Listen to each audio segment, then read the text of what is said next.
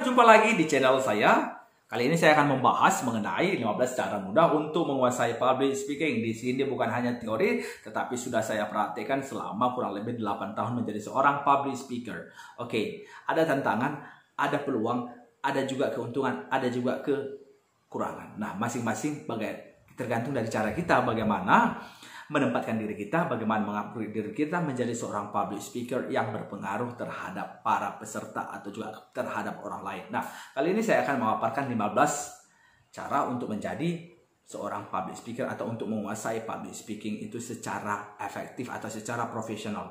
Oke, yang pertama itu adalah dengan berlatih. Oke. Nah, berlatih yang dimaksudkan adalah seperti kita ketahui, tidak ada kesuksesan, tidak ada progres tanpa melakukan latihan.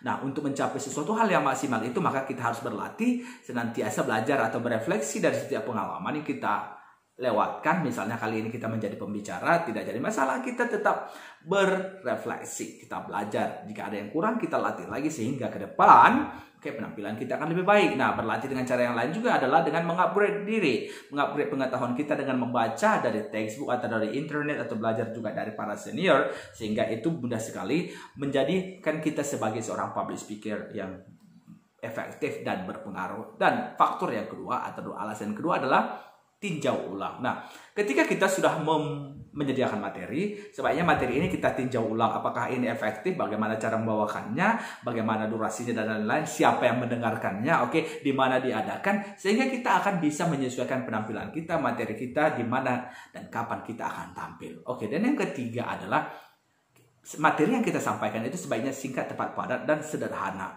Sederhana yang saya maksudkan adalah materi yang kita sampaikan itu sebaiknya mudah dipahami.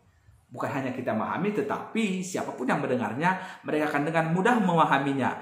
Karena teknik untuk menyampaikan materi itu adalah ketika peserta itu mengantuk atau tidak tertarik dengan materi kita, yang menjadi masalah bukan di peserta, tetapi kita. Karena kita adalah seorang entertainer, kita menghibur mereka, maka cara bagaimanapun, di kesempatan manapun, di waktu bagaimanapun, kita harus mampu mengupgrade, kita harus bisa membangun interaksi yang baik dengan para peserta. Oke, yang keempat adalah berpikir positif dan percaya diri. Nah, seringkali memang ada rasa gugup. Hal itu sebagai hal yang wajar. Dan kali ini saya akan memaparkan bahwasanya rasa percaya diri itu harus dimiliki oleh setiap public speaker atau pembicara publik. Dengan memiliki kepercayaan diri yang baik dan juga berpikir positif, setiap kekurangan itu akan kita jadikan alasan untuk kita untuk belajar lagi, berlatih dan lain-lain. Nah, percaya diri juga, kita tidak mudah nervous. Oke, walaupun nervous dari segi manusiawinya pasti normal, tetapi ketika kita memiliki percaya diri, yakinlah performance kita di setiap penampilan, di setiap acara pasti akan lebih baik lagi. Oke, dan yang kelima adalah jangan biarkan orang lain itu melihat kita itu gugup.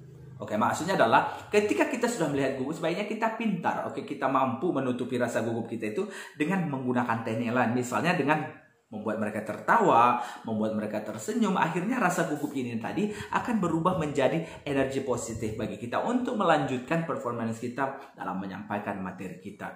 Oke, dan yang keenam adalah kita harus sadar bahwa semua orang mengalami rasa gugup.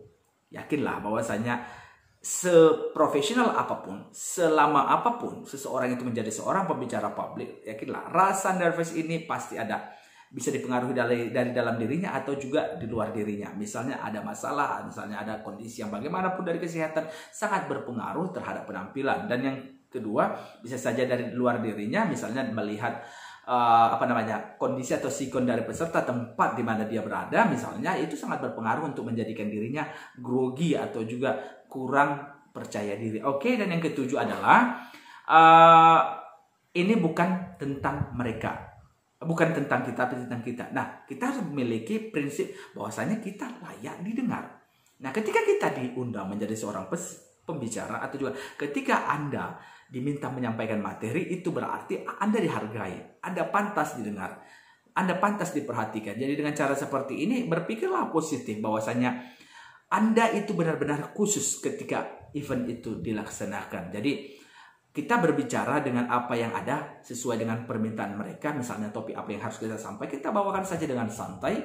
Nah, kita bawakan dengan ritme yang baik sehingga memang penampilan kita itu akan membuat mereka merasa terpengaruh dan merasakan manfaat dari apa yang kita sampaikan. Oke. Dan yang kedelapan adalah mendongenglah atau bercerita. Jadi ketika kita tampil juga di depan publik, tidak baik juga jika kita terlalu serius, tidak pernah ada humor, tidak pernah ada cerita. Tetapi ketika mereka mulai bosan, sebaiknya memang kita bawakan dengan humor. Kita buat mereka tertawa, tersenyum. Karena ini menjadi alasan kita, atau juga menjadi alat atau juga momen kita untuk merefresh mereka. Jadi tidak begitu stres lagi mereka mengikuti topik kita atau juga materi yang kita paparkan, karena kita tahu materi terkadang sulit atau mudah didengarkan atau dipahami. Jadi ketika ada masa-masa mereka itu boring, oke, jadi kita bagusnya mengarahkan mereka itu supaya mereka bisa menikmati atau enjoyable, oke.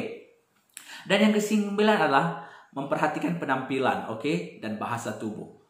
Kenapa? Nah, penampilan kita itu harus kita perhatikan. Jadi ketika kita diundang di acara formal, berarti tampilan kita itu juga harus gaya formal. Ketika di non formal, maka gaya kita juga di non formal. Pernahkah kita ketahui bahwasanya presenter yang membawakan kegiatan olahraga atau sport itu, ya misalnya mereka menggunakan seragam atau juga pakaian sport. Jadi itu hal yang sangat bagus. Nah, selanjutnya juga bahwasanya gerak tubuh. Nah, ketika kita tampil di depan publik, oke, nah posisi kita terlalu membosankan dalam artian tidak ada pergerakan, tidak ada ekspresi. Ini menjadikan para penonton terasa bosan dan mereka tidak akan mengikuti kita secara maksimal. Oke, yang ke-10 adalah berinteraksi dengan peserta.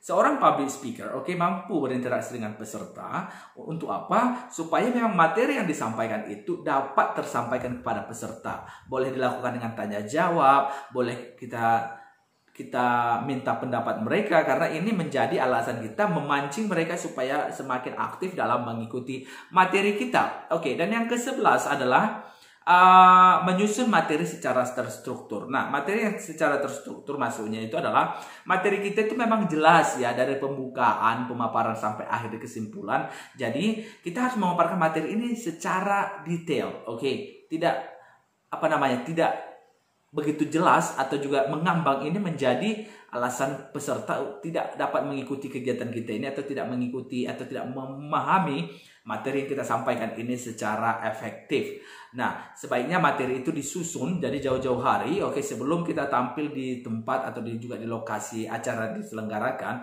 Nah, kita harus mempersiapkan ini sebaik mungkin.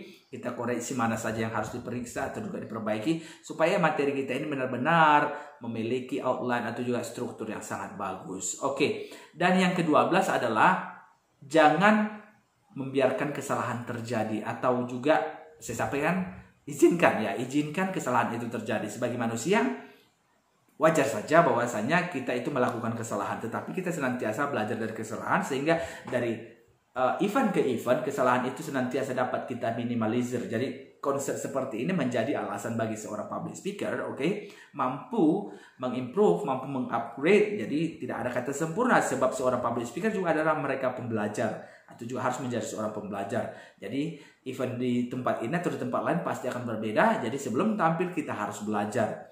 Oke, dan selanjutnya adalah, atau nomor 13 adalah mengelola waktu. Nah, berbicara depan publik, kita harus mampu mengelola waktu, time management. Jadi tidak bertele-tele. Jadi kalau 10 atau 1 jam diberikan panitia kepada kita atau kesempatan untuk menyampaikan materi, ya kita juga sebaiknya menggunakan waktu itu secara efektif, tidak bertele-tele. Sampaikanlah materi itu secara tepat kepada para peserta dengan cara yang enjoyable atau juga cara yang sederhana, sehingga mereka dapat memahaminya dengan baik. Oke, dan yang ke-14 adalah berbicara dengan jelas. Oke, vokal atau teknik berbicara kita juga harus jelas, sehingga ketika kita menyampaikan A, maka mereka mendengarkan adalah A. Karena ekspresi kita ketika kita menyampaikan fungsi dari mulut ini, ketika kita menyampaikan atau mentransfer ilmu itu kepada orang lain, harus benar-benar dipahami atau dimengerti secara jelas. Oke, dan yang ke-15 atau yang terakhir adalah menggunakan variasi intonasi, oke, dalam menyampaikan materi. Nah, ketika kita misalnya menyampaikan materi poin demi poin, oke, ini intonasi kita sebaiknya harus lebih tinggi, oke. Nah, dengan adanya gaya berbicara seperti ini, kalau kita berbicara flat, oke, tidak ada ritme, tidak ada wave-nya, gelombang turun naiknya vokal kita itu, atau juga variasi suara kita itu, bahwasanya ini dapat kita mengerti bahwasanya topik atau juga materi yang kita sampaikan ini tidak begitu efektif. Karena apa? Karena memang kita kurang menyampaikan itu secara profesional, karena dapat dipahami sebagai seorang public speaker. Apa yang kita sampaikan sebaiknya mudah dimengerti orang, sehingga dengan mudah dimengerti mereka dapat mengaplikasikannya dalam hidup mereka sehari-hari. Nah, demikianlah 15 cara mudah meningkatkan public speaking. Semoga penjelasan ini dapat berguna dan dapat dipraktekkan dalam kehidupan Anda sehari-hari. Sekian dulu dan terima kasih, sampai berjumpa di video selanjutnya.